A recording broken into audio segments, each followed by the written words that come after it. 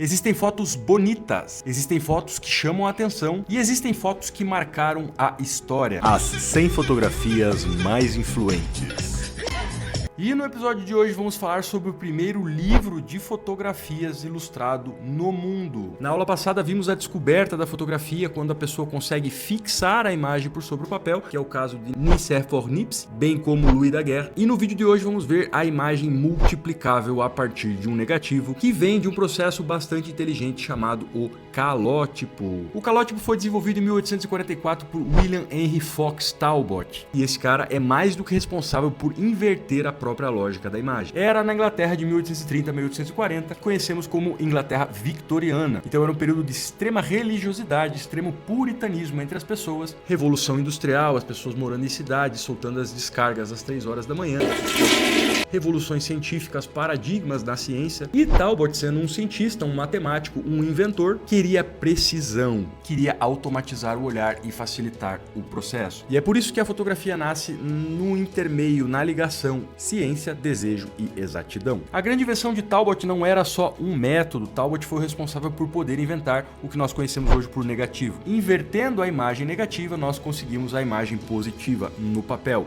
Então, a grosso modo, o que é o negativo? É quando a sombra é clara e quando a luz é escura. Quando é positivo, ela segue a própria lógica que a gente vê, com a sombra escura e a luz clara. A fotografia agora passava a ser um processo, e isso inaugura uma nova etapa, uma nova questão ontológica. Isso é, a maneira essencial de eu entender a fotografia. E aí entramos na parte crucial, que é este livro aqui, 1844, que é O Lápis da Natureza. Este é o primeiro livro da história do mundo. Fala pra mim que eu sou primeiro. Ilustrado com fotografias reais. E o que eu queria chamar a atenção antes de a gente entrar no próprio conteúdo desse livro? É o nome. Vou adivinhar o seu nome. Então a fotografia no seu início histórico sempre passou por um caminho extremamente tortuoso. Isso é, veja que o primeiro livro de fotografias ilustradas, ele não se chama A Mágica da Fotografia, o brilho do fotógrafo, a inteligência fotográfica. Ele se chama O Lápis da Natureza, como se o ser humano fosse uma criatura impassível, que não fizesse nada e quem fizesse realmente o trabalho sujo fosse o equipamento. Então esse tipo de pensamento nos traz hoje em dia este pensamento clichê que é, com essa câmera eu também faria.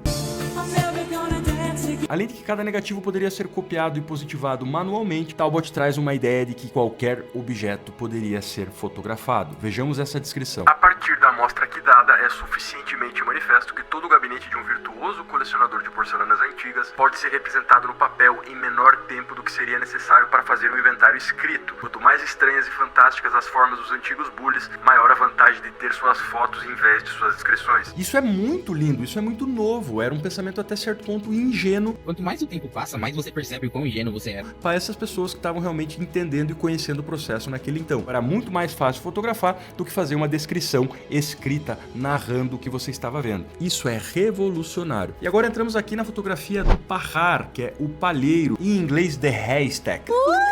O que essa imagem nos mostra? Basicamente tem um palheiro com uma textura interessante, uma certa linha diagonal, uma escada apoiada, nada heróico, nada temático, nada monumental. Isso é o fundamental dessa fotografia do Talbot. A estrutura formal dessa foto poderia ser uma inauguração do que a gente viria a conhecer como fotografia moderna. Modernidade. Modernidade. Lembrando que isso aqui foi feito na metade do século XIX e a gente entende a fotografia moderna a partir dos anos Modernos. 20, dos anos 10 do século 20. Então seria um pensamento muito à frente do tempo, 50, 60 anos antes do tempo, que poderia inaugurar essa estrutura formal, sem nada heróico, sem nada poético. E qual que é o ponto aqui? Você jamais teria pintado um quadro, até então, sem um assunto relevante. Então este palheiro não poderia ser um assunto digno de uma pintura. Algo que aconteceria na fotografia moderna é o fotógrafo ser livre para escolher os próprios temas. Mas Talbot é o primeiro passo, digamos que é a semente dessa ideia. Fala pra mim que eu sou primeiro. Essa fotografia do palheiro é quase um bloco orgânico, cheio de texturas e numa iluminação altamente escolhida. Quando as luzes estão rasteiras, a textura predomina. Então é um contraste tonal moderado. Essa imagem não busca dramaticidade e tampouco busca beleza. É uma imagem ingênua, até certo ponto, que busca descrição, algo típico da calotipia e desse século XIX. A fotografia de Talbot vinha então registrando micro detalhes, algo que seria tão afamado e tão aclamado nos dias de hoje com a chamada nitidez extrema.